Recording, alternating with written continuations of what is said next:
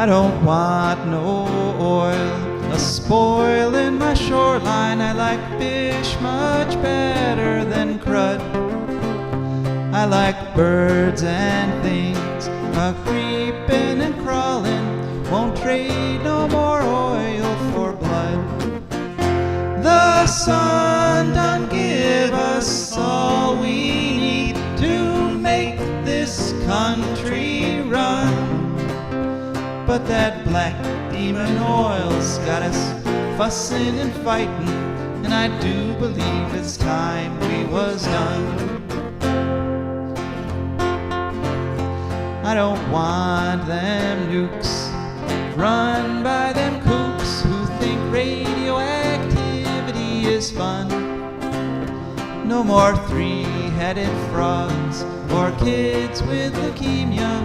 Nuclear power ain't fit for a dog. The sun done give us all we need to make this country run. But that nuclear power's got us fussing and fighting, and I do believe it's time we was done. No nukes! Good morning, Toledo, and good afternoon, Columbus. Good evening, Bowling Green, and hello to everyone on the internet, wherever and whenever you are. My name is Joe DeMare, and I am here with my wonderful co-host, Rebecca Wood. yes, Oh my together. goodness, that's up a little loud. Together, isn't it? Rebecca and I are going to be bringing you an There we are. incredible hour of radio called For a Green Future. For a Green Future is a show where we talk about ecology and the environment, and we talk about them in the ways that they affect you, your wealth, your health, your happiness, the wealth and health and happiness of your friends and your family and your co-workers and the birds and the fish and the bees and the people and the dogs and the cats and everybody and everything, because, like it or not, we're all wrapped up together on this wonderful planet called Earth. And we had a little reminder this past week about planet Earth. Well, first let me tell you about the show. So we're going to chat for the next 10 minutes or so, and you can call in at any time at 877-909-1007. And we'd love to talk with you. We'd love to talk with you folks. That's why we do this as a live call-in show every week. 877-909-1007 about any ecological or environmental topic. Then we have an interview with an incredible woman named Marcy Turcer, and she is with Common Cause. And we're going to be talking about an incredibly terrible thing called SJR 3, and we'll get into more detail on that in a minute. Then it's to hear from our wonderful advertisers and patrons, and then Rebecca, it'll be your turn to take the mic, and what will we be talking about? We will be talking about Islamic environmental activism. Okay. Well, this is Ramadan, so I guess that's a appropriate topic for the moment.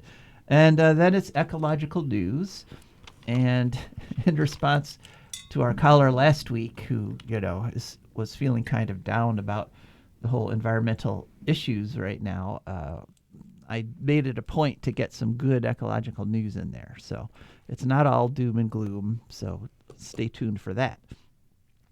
And speaking about the idea that we're all wrapped up together on this planet, we had kind of a reminder of that this past week. I don't know if you went out to your car and found it covered in dirt and dust this past week. Mm-hmm. Yeah. A lot of people did. Yeah, if you did, give us a call. Let us know. Because that dirt and dust came from Texas. And every year down there, they have, it's not unusual at this time of year for Texas to get dust storms, okay? March, April, and May. At any point during that time, they've got like a 40% chance of having a dust storm. What, of course, is unusual is for that dust to get carried all the way up here and dumped on people's cars. And it's just a reminder that I just assumed it was the refineries again, and it just escaped its boundaries on the east side. But okay, Texas, I guess. Yeah. Living in Toledo, you're not fazed by things like rain, which makes your car dirtier. True. We've had that kind of stuff happening before it. And actually, yeah, that's what I kind of thought that too. Just like, the wind was coming from the direction of the refinery. No, it was coming from Texas. All the way from Texas. Yeah. And it's just a reminder that global warming doesn't just mean, just a steady increase in temperature. It means a whole period of time here. It's about 100 years, they say, of chaos where literally anything could happen. You could have a snowstorm in July that was triggered by global warming. You can get dust from Texas on your car. Give us a call if that happened to you. But it is also spring. This is a time of hope springing eternal here. And actually on the way in, I was crossing over the Maumee River, and I saw a ton of walleye fishermen. I don't know. To me, this looks like a record year for walleye fishing. I just saw hundreds and hundreds of guys out there in the river in their waders. I think they might be kind of encouraged because this is warmer than usual, this temperature, so it's a little more comfortable than usual to get out there.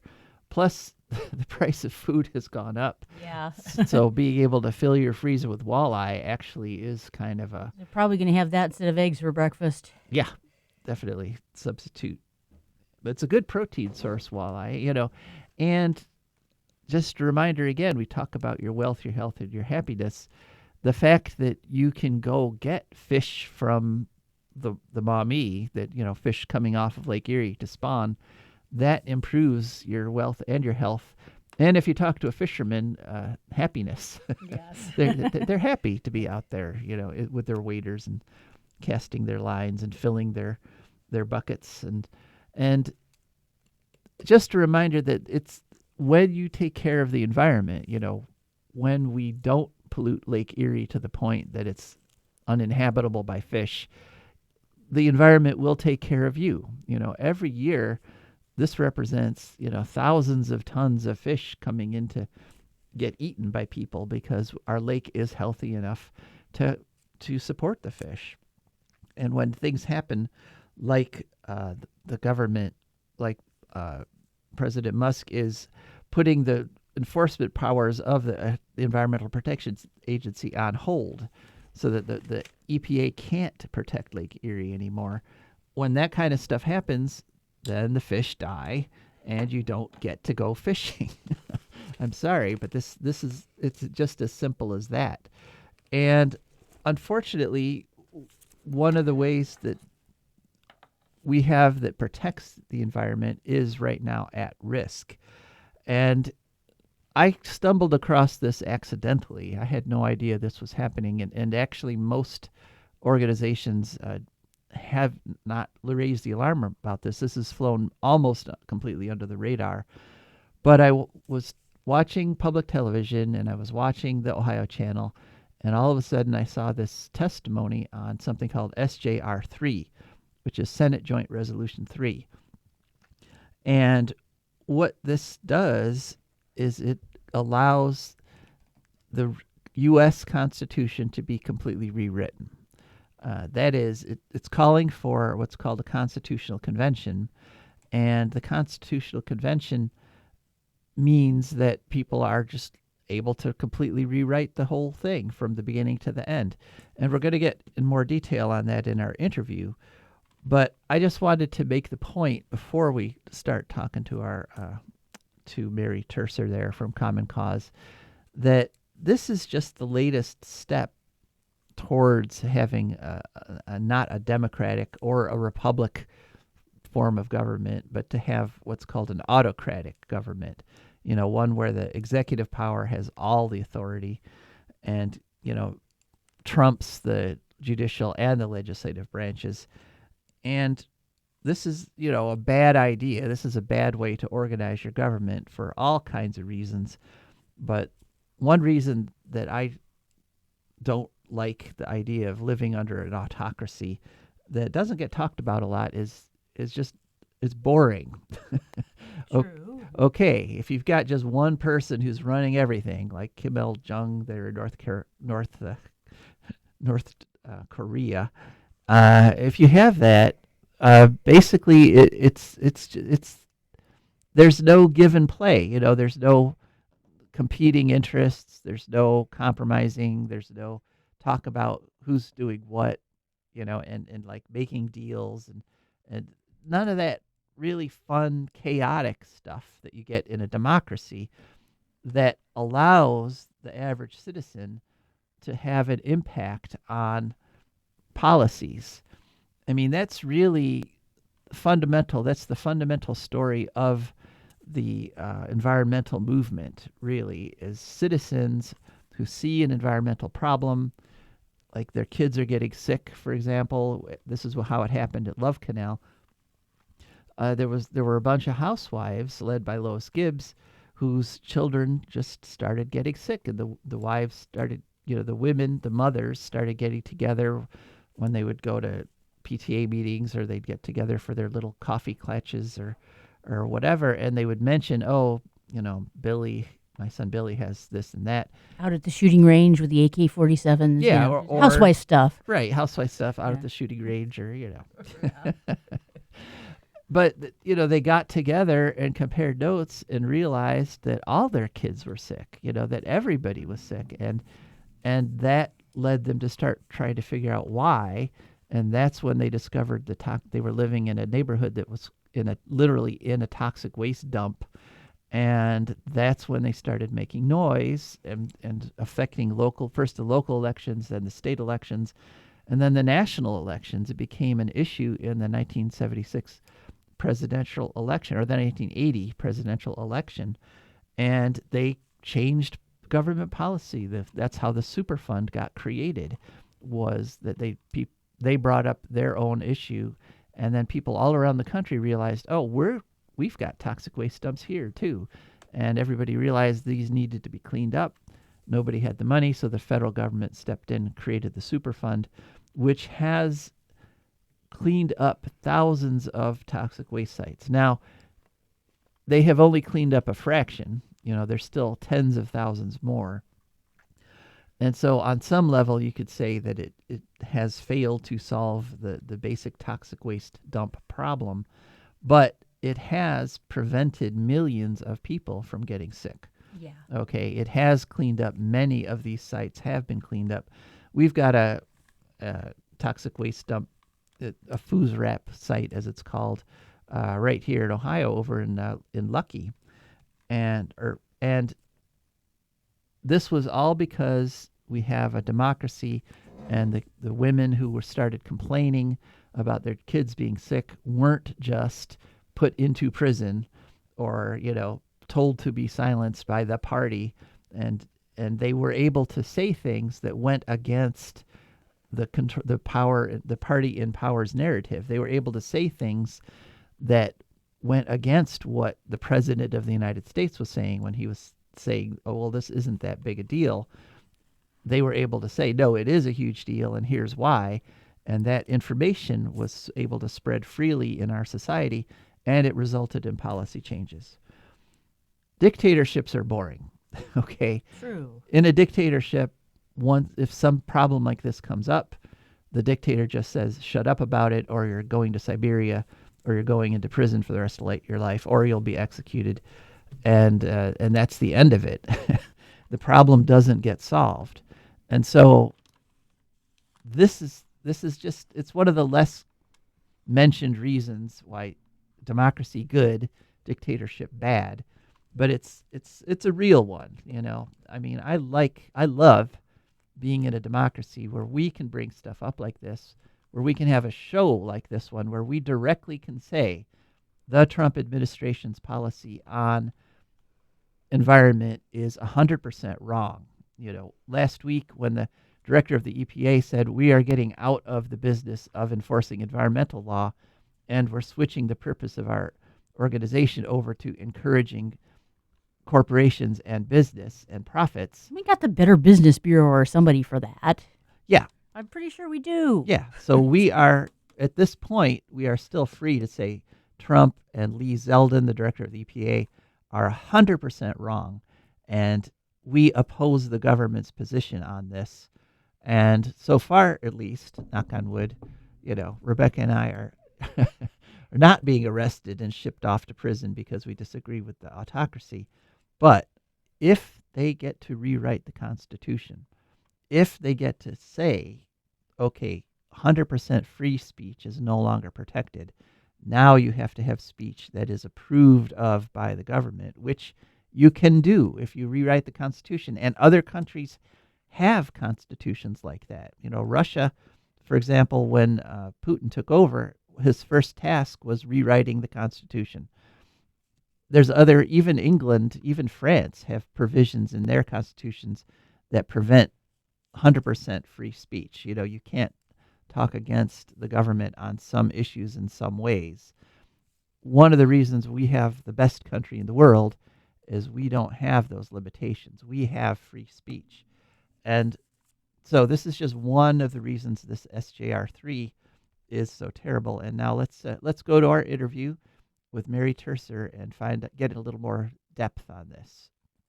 Well, hello and welcome to For a Green Future. Could you please share with us your name and your organization?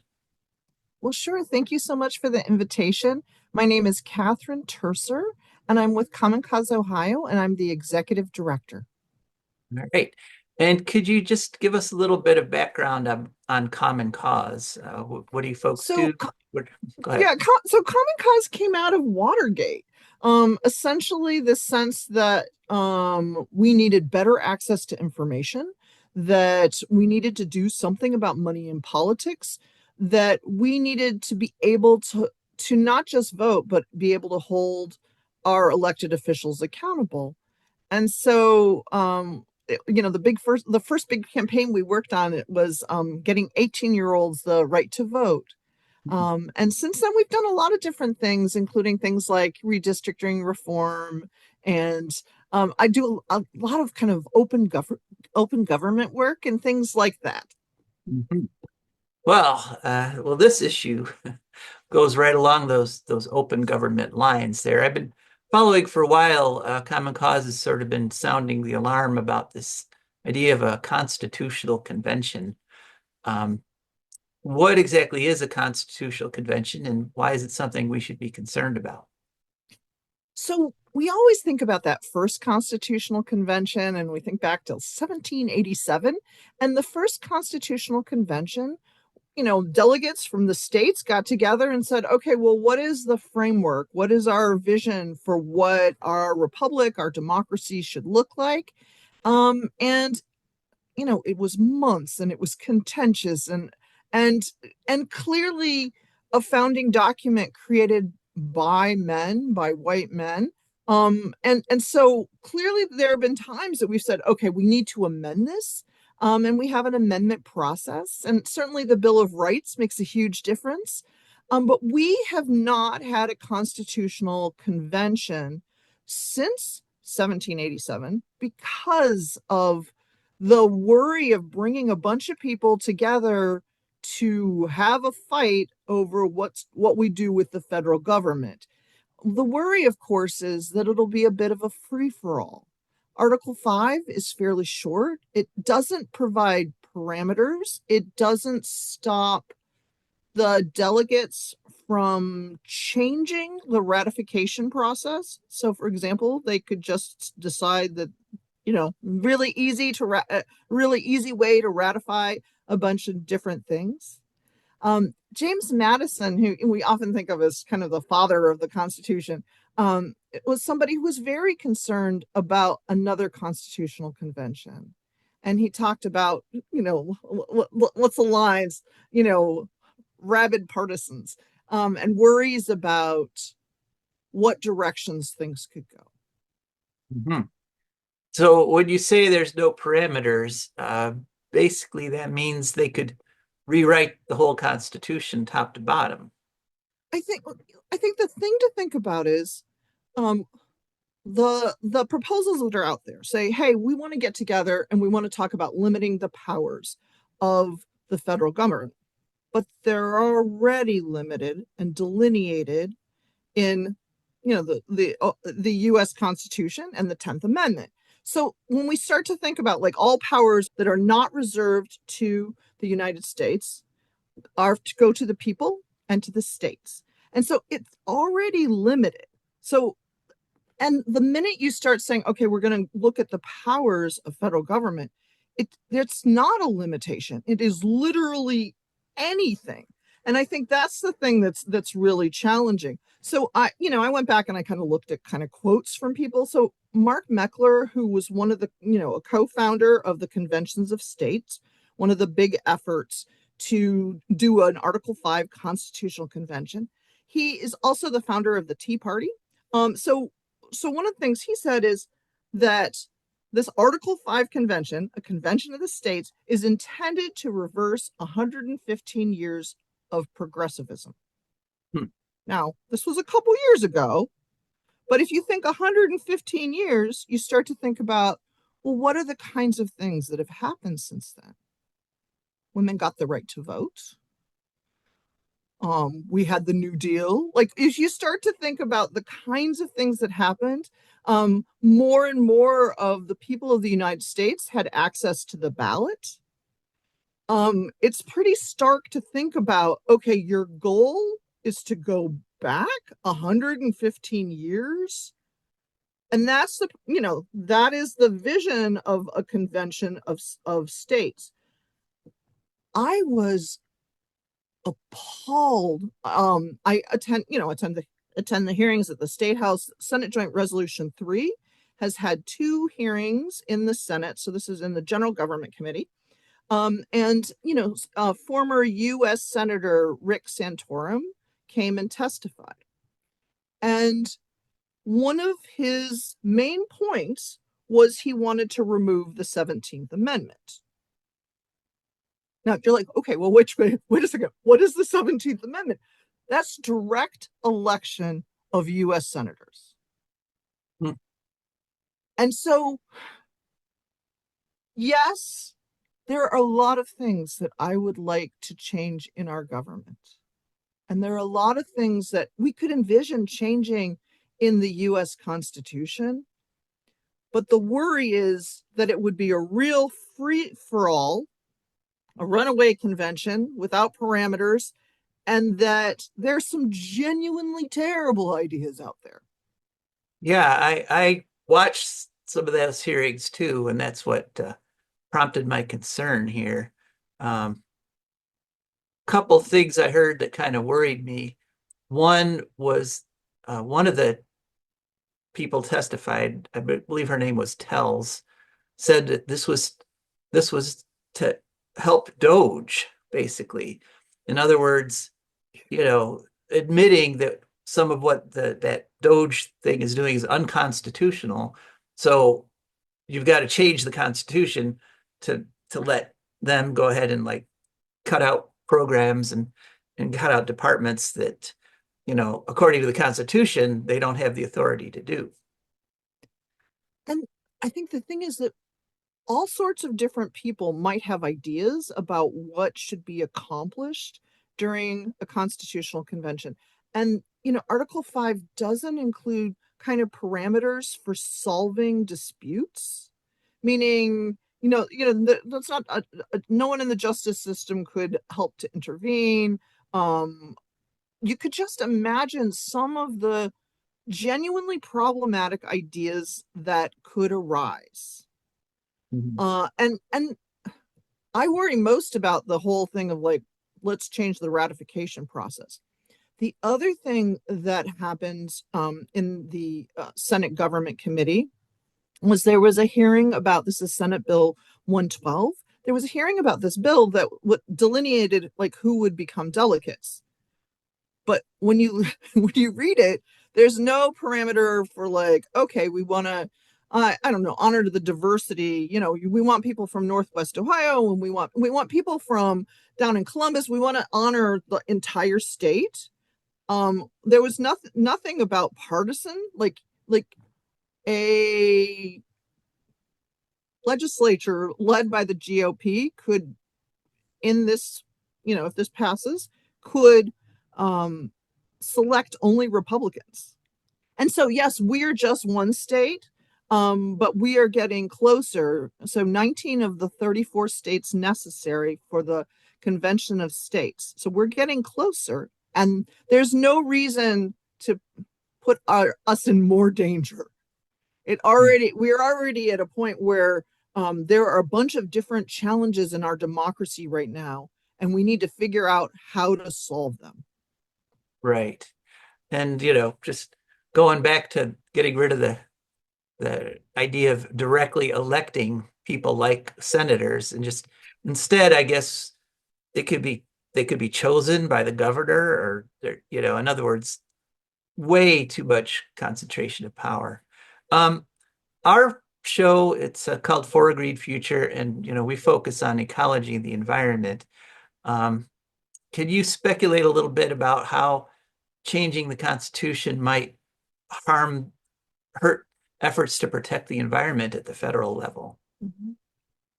So I do know that when we think about a constitutional convention, we can imagine people coming together and thinking about the rights of the earth.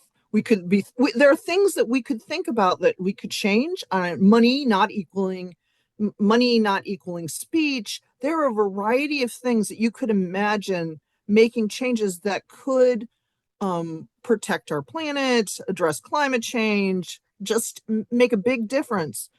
The problem is that they're talking about the powers of the federal government, and reducing the power of the federal government to, for example, address clean air and clean water, the Environmental Protection Agency. Let's talk about kind of the direct election of our senators. Yes, things are really broken right now, but imagine if we didn't have the power to have some kind of accountability with the folks that serve us in Washington. That yes, there are tons of things that we need to change, but a constitutional convention could be I'm saying this very badly, but a constitutional convention could create basically a wild west for corporations. And that has real consequences for consumers and for our health and for our earth.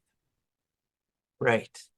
All right. Well, so how can people follow what you folks are doing and maybe follow this issue? So I encourage people to go to defendourconstitution.org. You can find good basic information. The news section has an overview from the Plain Dealer in Cleveland, what they were thinking about a constitutional convention. So I highly encourage people to check that out, and then pay attention to what's happening at the State House. They can make significant changes that impact our daily lives. And yes, there is so much happening in DC. It's hard to think, oh, I need to pay attention to what's happening at the State House, but I encourage you to do that. And it's defendourconstitution.org. All right. And when you were talking about about limiting the federal government powers, I remember some of the people who were testifying were basically saying they want to cut back the government to there's, I guess, like 7 different things in the original Constitution, and definitely environmental protection was not one of those. So, well, thanks so much. Is there anything you'd like to add before we finish? So the one thing that I think is really important is, right now we're all thinking about the Ohio Constitution. We're thinking about the US Constitution. We're thinking about rule of law. And I just really encourage people to talk to one another about, like, what is your shared vision for democracy? What is it you'd like to see? And I think together over the long haul, there are a bunch of different ways that we can take action to protect ourselves and our families, and to be sure we have clean drinking water and that the plants and the animals are doing well. All right. Well, thank you so much, Catherine. Well, thank you. And thank you, folks, for listening. This is kind of a hard little bit of news for a lot of people, because there have been so many things we've been asked to worry about and react to over the past couple months. But this one, this idea that the Constitution itself can literally just be ripped up and rewritten, it's really ironic because for decades the Republicans, the conservatives, have said that they want to defend the Constitution. Well, now they're saying we want to eliminate the Constitution. I mean, all our people in public office and our people in the armed forces have sworn to uphold the Constitution. They didn't swear to uphold a Constitution, right? Yeah. Not here's the new one. No, it's not how that's supposed to work. And the Constitution includes all the amendments. Those are now officially part of the Constitution. See, I have a theory actually at the point where Trump actually like orders troops to attack Canada is when he's going to have a coup d'etat on his hands. Well, knock on wood if that I think this. ever happens. Yeah, I think they're going to be like, no, we're not doing that. I don't know. I hope you're right. I hope that. I hope I'm right. I don't really know this. Yeah. Yeah. So yeah, if they're ordered to invade Greenland or invade Panama or invade Canada or Mexico, we don't know. So, but Yeah.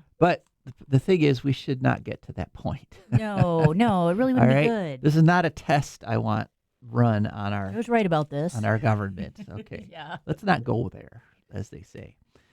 All right, but one place we do like to go every week is we like to express our gratitude to our advertisers and patrons.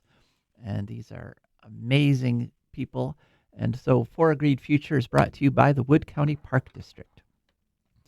Imagine a place where nature meets adventure, where you can climb, paddle, fish, and explore. That place, it's right here in Wood County. The Wood County Park District is here to protect, preserve, and inspire. We conserve natural and cultural treasures so you can enjoy the outdoors like never before. By maintaining green spaces, providing fun programs, restoring wildlife habitats, and leading outdoor adventures. Want to connect with nature? Try your hand at archery, bouldering, geocaching, paddling, rappelling, and more. Whether you're seeking experience or a peaceful retreat, our parks are open every day from 8 a.m. until 30 minutes past sunset all year round. Come explore, get outside, experience nature. Your parks, your adventures waiting for you. Find us online at wcparks.org or follow us on Instagram, Facebook, and X. Or call 419-353-1897. That's 419-353-1897. The Wood County Park District, preserving nature, creating adventure, and inspiring a greener future. And For a Green Future is also brought to you by our patrons. And our patrons are amazing, wonderful people who've gone to patreon.com. That's Patreon. There they searched for a Green Future. Up popped our Patreon page, and they went through and picked a membership level that matched their budget. And so every week a little bit comes out of their accounts, comes over to us, and that's how I can afford to keep this show on the air. And it really... We should thank the person who did a donation this week, right? That's right. We did. We got a nice donation from Jack. And, thank you very much, Jack. It was a big help. And I also wanted to thank Clayton, who's one of our biggest patrons. And I don't think I ever thanked Eugene. Eugene, when he signed up a while back. Thank you so much, Eugene, for helping to keep For a Green Future on the air. And one of the things we do with our airtime is we give a little bit over to Rebecca every week to talk about an eco issue. What have we got this week, Rebecca? All right. Well, in honor of Ramadan, which is I think gonna wrap up pretty soon. Yeah, it's almost over, I think. Yeah. Yeah, we're gonna talk about about Muslim environmental activism. I just did 2 pages. So some of the principles behind Muslim environmental activism are that it's connected back to Islamic principles in the Quran, and some of those would be like stewardship of the earth, the idea that God gave us the earth and we're supposed to be good stewards and respect and care for it and preserve it. Like if somebody gave you a nice present and you just immediately lost or broke it, they might not give you any more nice presents.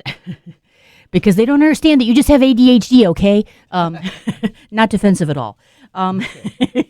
So there's also the principle of balance and harmony in nature, and the idea that every being exists within a world in the natural world, and every being exists within an interactive community glorifying Allah. Okay, yeah, that makes sense. I mean, kind of not a bad description of how things work. They will be held. The idea that they will be held accountable for their actions, including their actions towards the environment. And Islamic teaching also emphasizes the interconnectedness of all living things and the importance of healing the environment with respect and compassion, or treating the environment with respect and compassion. That too, and also there's the Islamic principles of justice and compassion applied to marginalized communities, which are more affected by natural disasters, by environmental threats, a lot of things. One of these groups that I ran across was a group called Ummah for Earth. Ummah roughly translates as community for in Arabic, I believe. It could be the global community of Muslims, like we're all kind of the right now. People are thinking a lot about the global community of Muslims all celebrating Ramadan together. Mm-hmm. So, yeah, or it can mean roughly coalition in this setting, possibly. Ummah for Earth. There's addressing climate change. Some of their principles are, according to ummahforearth.org, their principles are addressing climate change is a serious issue that requires solidarity in action. And also, they're in favor of transition away from fossil fuels. Didn't read their position on nuclear. They're made up of the Greenpeace Canada, Greenpeace South Asia, Greenpeace MENA, Middle East, and North Africa, MENA. And a grand total of 30 groups and people, 9 of which had words like Masjid, Arab, Mohammed, Muslim, Islam in them somewhere. Imam, one of them was an imam, which is a leader of a mosque, usually. Or it can be someone with a higher position, too, I think. It's a religious leader, usually of a mosque. And masjid is another word for mosque, I believe. So, yeah, that's... Well, that's nice to know. Yeah, there were some other groups as well, but that was one I kind of looked at a little bit. Okay. Well, thanks, Welcome. Rebecca. Yeah, and thank you to any Muslims who are trying to protect the environment, and anybody who's trying to protect the environment of any or no faith. Thanks so much for your work. Okay, now on to ecological news. And as promised, I tried to sprinkle in some good and bad news this week. I've heard I've heard atheists say, oh, religious people can't protect the earth because, they believe blah, blah. They don't believe in science or something. And I've also heard religious people say, oh, well, you're not connected spiritually to nature. So as an atheist, you can't help the earth. I think we both have our ways, Yeah. We both have our ways of connecting, in fact. Yeah. And there are both rational reasons for that and reasons you just feel, Right. And, of course, the physical reality that we are connected to the earth. I mean, even if you're somebody who spends... And the glimmerings of common sense, which occasionally creep their way into religion. Right. Are in favor of this, too. I mean, even if you're somebody who spends your entire life indoors with air conditioning and heating, you are still connected to the earth. There's Indeed. no getting away from it unless you're up on the space station maybe, or off on the moon or something. All right. Well, thank you, Rebecca. Okay. So, ecological news. First story, and we're going to a good news story first. And this is that Lula, the leader of the Prime Minister of Brazil, has signed a bill. It's called Bill of Law 576. And I actually got this right off the Brazilian government's website. He signed this back on January 10th, and the title is President Lula signs law creating renewable energy generation from offshore wind turbines. Yay! And so Brazil is going to join the countries that are generating offshore wind. And Brazil has some of the best offshore wind resources in the world. But up till now, they haven't put in any offshore turbines because there haven't been any kind of regulations. They didn't make the laws that you need to put out the wind turbines. And that's all been fixed now. So this is really good. Brazil is already 6th in the world in wind production. That's with their onshore turbines. And they've got a lot of onshore wind turbines. They're also the second largest producer in the world of biofuels. That is mostly ethanol from sugarcane. But they don't sell any gas without ethanol in Brazil. They've been working on ethanol since the 70s, actually, since right after the first energy crisis with the Arabs, the oil embargo. And so, they've been a leader, and they're going to now, by adding offshore wind to their onshore wind, they may well bump the U.S. and become like second in the world in wind production. One nice thing about this, Lula has line item veto power, and part of the bill that was submitted actually supported coal and gas and nuclear, and he just drew a line through those. So now it really is just promoting clean energy. And in 2023, Brazil was 3rd in the world for putting up new onshore wind turbines. And the law also specifies that the revenue generated from the wind turbines goes back to the federal, state, and local governments, specifically to support more clean energy and sustainable development activities.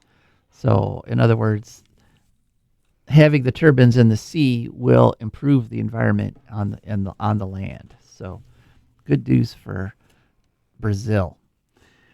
Okay, but unfortunately, it can't all be good news. We have been closely following the Greenpeace lawsuit, the Energy Transfer Partners lawsuit against Greenpeace for $300 million. And we've actually had, we had the lead lawyer for Greenpeace on this suit on the show a couple months ago. The results are in. The jury came back, and not only did they award Energy Transfer Partners everything they wanted, they also gave them a bunch of punitive damages. So, like, Energy Transfer was asking for $300 million, and the jury said, "No, you need more than that here," and they fined Greenpeace $660 million. What? So now they're responsible for protests they were nowhere near? Yes. Okay. That's basically it. Just any time any environmentalists do anything, they're going to find Greenpeace. Great. Okay. Whatever.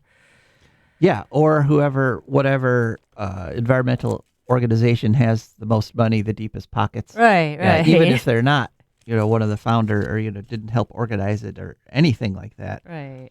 The punitive damages, those are supposed to be don't do it again, which means, it's a warning to Greenpeace, don't get involved in any kind of free speech or public protests or anything like that, or you get hit with more of these What do they think? What do they expect Greenpeace to do exactly? Just sit on their hands, I guess. Okay. Most of the jurors, there were 9 jurors, and most of them work for the fossil fuel industry. So. Well, that's great. Yeah, this was Great not idea. actually a big surprise. Deepa Padmanabha, that's the lawyer that we interviewed a few months back, one of her reactions was, "This is a blatant disregard for the voices of the Standing Rock Sioux tribe." Because part of what happened in this trial, and we weren't able to get a lot of details on what the actual trial was because they didn't allow cameras or recordings. Kill surprise. But one of the main things that happened was the Standing Rock Sioux tribe, that is the organization that called for this occupation, for these protests, and invited tens of thousands of people to come out to the reservation to help them fight the pipeline. They actually got on the stand and testified. It was us. It was us. Yeah. It wasn't Greenpeace. Yeah. We did this. But racism in North Dakota is so deep that the jurors could not believe that a bunch of Native Americans had the wherewithal to organize and maintain a protest of 30,000 people and make sure that everybody got fed, to make sure there was no violence, to make sure if people got sick or whatever, they were taken care of. I was physically there. I saw that happening. This whole thing was a beautiful example of like being self-organized, but this tribe was there helping and making sure everybody was taken care of. And the people on that jury literally were unable to imagine that. They could not accept the Standing Sioux tribe's sworn legal testimony that, hey, we were the ones who organized this. And instead, they were like, no, it had to be Greenpeace. Yeah, in the Mountain West, there's a huge amount of racism against natives. They sort of take the place of what people like to say about black people here. That we gave them the government gave them everything, and they won't do anything for themselves. That kind of thing. Right. I heard that when I was in Wyoming. Like, you don't in really regards have to Native Americans. They don't really have another minority to pick on, so it's the Native Americans there. Yeah. Oh, yeah. So it just a horrible, horrible result in every imaginable way. Greenpeace is going to appeal to the state Supreme Court in North Dakota. There are no intermediate steps. There's no appeals court, so it just goes straight from the local county court right to the state Supreme Court. But that Supreme Court in North Dakota is also incredibly biased and racist, and it's not looking good. Now, I was on a Zoom call from Greenpeace as they were talking about this, and they had a little thing afterwards, after they talked about the result. They said, oh, well, now let's talk about next steps. And in that part of the program, they brought in all these people from other organizations who are working on other issues. Like they brought in people who are working on unionizing Starbucks, for example, which is a great thing. I support unionizing Starbucks workers, but I'm worried that this might be Greenpeace signaling that, okay, we got the message, $660 million, we'll move away from being an environmental organization and we're going to move towards all these other social issues. The problem, of course, is that once you allow corporations to drive you away from the one issue, if you do move away from being an environmental organization, now the strategic lawsuits against public participation, now every other industry will start filing SLAPP lawsuits and drive you from issue to issue until, you can't do anything. So stand your ground, Greenpeace. That's my advice. Stick with being an environmental organization. And yeah, it's important to network with a lot of other issues and other people, but don't lose your focus. Okay, next story. And I'm going to have another good news story here. This is from WTOV9.com, which is the Fox News affiliate in Harrison County. And the title is Harrison County to Reverse Decision on Brine Use for Road Treatment. The story is March 19th. And basically, Harrison County had voted to allow... Is that where Wauseon is in Ohio? Wauseon? I don't think so. It's on the extreme eastern edge of Ohio. It's actually quite close to Pittsburgh. It's all right. Never mind. In a straight line from wrong side of the state. Pittsburgh, yeah. And so they had voted to allow fracking brine to be sprayed on roads to take care of ice. Unfortunately, it's incredibly toxic. And another friend of the show, Randy Poklanadnik, who's been on the show before, actually approached the county commissioners and said, do you realize what you've just done? And they hadn't, because it turns out, there's been studies by Yale. There's over 1,000 different chemicals in fracking brine, and many of them are literally just the worst chemicals, the most toxic chemicals there are. I mean, 2016 study found arsenic, benzene, cadmium, lead, formaldehyde, chrome, mercury, radium, and selenium and thallium, and it also creates what are called halogenated compounds, and that is the halogens are a toxic bunch of chemicals, includes fluorine, chlorine, bromine, iodine, astatine, and an element I'd never heard of, tennesseeine. I'd never heard That's of. a new one to It me, is anyway. I think it is a new one. Yeah, but they apparently get all mixed up with sulfates in the ground, and they come back up with these super toxic halogenated chemicals. Yeah. And so they're going to vote to reverse their decision and ban the use of brine on roads. So that's a good news story. For starters, that ain't going to be good for people's cows. No, and a lot of these chemicals, like the arsenic and the lead, and the mercury, once you spread them on the road, they just go into ditches on the side of the road and they stay there. Oh, And great. so Okay. every year that you do it adds more. More and and more so toxic. Okay. after 10 or 15 years, you start to get levels where it's just poison just to Yeah. get mud on your hands from Wow. the roadside there. Crap. So, all right, next story, and this is a fairly upbeat one too. World Resources Institute, February 21st. Title is U.S. Clean Power Development Sees Record Progress, Yay. as well as Woohoo. stronger headwinds. Yeah. Boo. But they were basically saying that both solar and EV broke records both in 2023 and in 2024. And so solar in 2023, they had 27 gigawatts of solar installed. In 2024, it was 40 gigawatts. So, nearly doubling. The total solar generation in the U.S. right now is 220 gigawatts.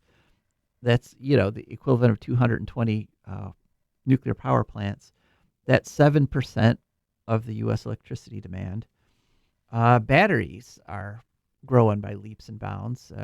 They went from about 15 gigawatts of total capacity in the whole country in 2023. In 2024, that 15 went to 29. So just about doubling in 1 year. And it's projected to increase again by a similar amount in 2025. So that's all really good news. That's all carbon avoided. That's all clean energy instead of dirty energy. Wind did increase and we're up to 153 gigawatts of wind in the country. Unfortunately, the rate of increase has been declining steadily since 2021. In 2021, we installed 15 gigawatts, 22, 9 gigawatts, 23, only 6 gigawatts, and down in 24, we're down to 5 gigawatts. Part of this is that the industry has been focusing on repowering, that is replacing the old turbines, because they last about 25 years, not 5 years like the anti-wind people say. Yeah. But after 25 years, it's often much more economical to replace an old turbine, a relatively inefficient small turbine, with a brand new huge turbine that could generate like 10 times the power on the same piece of land. And so that's part of it, is the focus has been on repowering, but it's also, as we report, a lot of state governments, especially the ones run by Republicans, are actively trying to stop wind power from developing. Renewables provided 30% of large-scale electricity, 25% of all electricity in the country in 2024. So it's just important to remember that just a few years ago, the utility companies were saying 25% from just renewables was literally physically impossible, that the grid could not withstand that. And of course, as we now know, they were lying. Just as they're saying we can't go to 100% renewables, that is also a lie. We could certainly go to 100% renewables. It's been proven many times in many studies, and it's being proven around the world, as many countries are already 100% renewable, and many more are joining them one by one.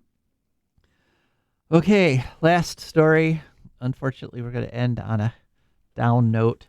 I was steered in this direction by a story in iflscience.com, which is a fun website. Sometimes it plays a little fast and loose with, like just taking studies without giving proper credit and stuff. But it is a good, it points you in the right direction. And they had a story, the world smashed past 1.5 degrees centigrade global warming in 2024, says World Meteorological Organization report.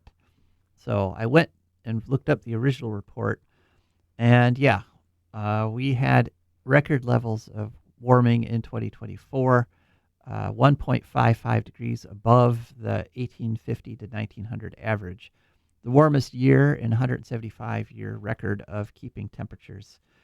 The global mean temperature, there's been a huge acceleration in the last 2 years. If you look at the graph they put of the way the temperature has been increasing, the last 2 years, that line just shoots way up. Yeah. Yeah, and we know the reason for this, don't we, Rebecca? We do. We What- do. And it starts with a P. It is a P. positive feedback loop. Positive feedback loop, right, which the rate of acceleration will continue to accelerate as fast as physically possible. They said, but we don't know this for sure. We got to average it out over hundreds of years. Okay, so we're going to wait hundreds of years and then conclude this. Right. Once the Earth is burned away, then we'll know. Okay. They also pointed out glaciers have lost 85 feet of ice. If you take all the world's glaciers, how thick they were 10 years ago, subtract 85 feet.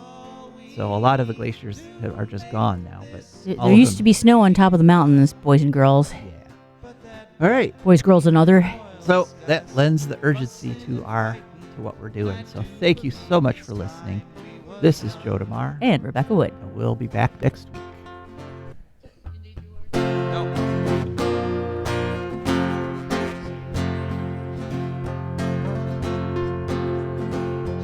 I don't want no oil spoiling my shoreline. I like fish much better than crud. I like birds and things creeping and crawling. Won't trade no more oil for blood. The sun done give us all we need to make this country run. But that black demon oil's got us fussing and fighting, and I do believe it's time we was done. I don't want them nukes run by them kooks who think radioactivity is fun. No more three-headed frogs or kids with leukemia. Nuclear power ain't fit for a dog. The sun done give us all we need to make this country run. But that nuclear power's got us fussing and fighting, and I do believe it's time we was done. No nukes!